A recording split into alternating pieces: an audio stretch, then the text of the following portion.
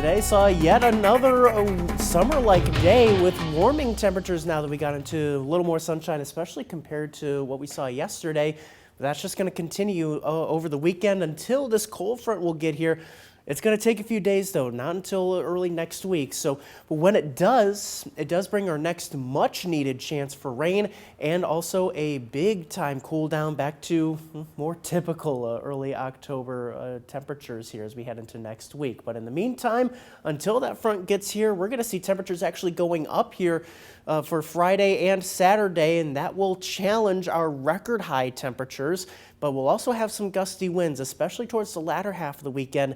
That does lead to an elevated fire danger because we have been just so dry recently. So the fire risk is definitely up there when we see those gusty winds. That fire spread could be pretty quickly.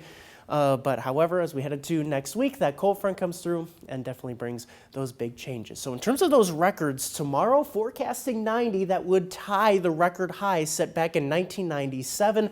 And Saturday also in the ballpark here, the record high also 90. That was set back in 1922. So that could be a century-old record going down if we can get above that 90-degree mark here as we head into Saturday.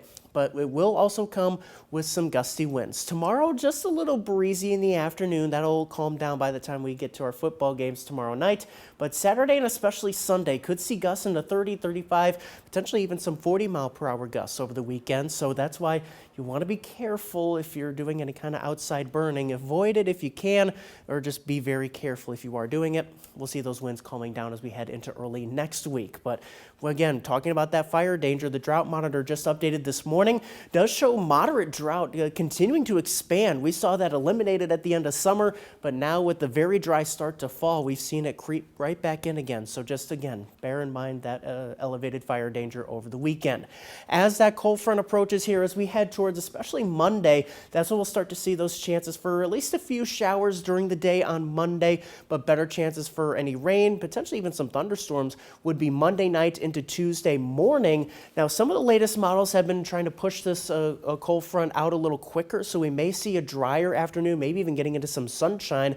But wow, once this front comes through, we're going to see a big dose of fall here as high pressure will be dominating. But in terms of rainfall amounts, we'll likely see totals around a half an inch to an inch. Some of the luckier spots may get a little more, maybe closer to 2 inches.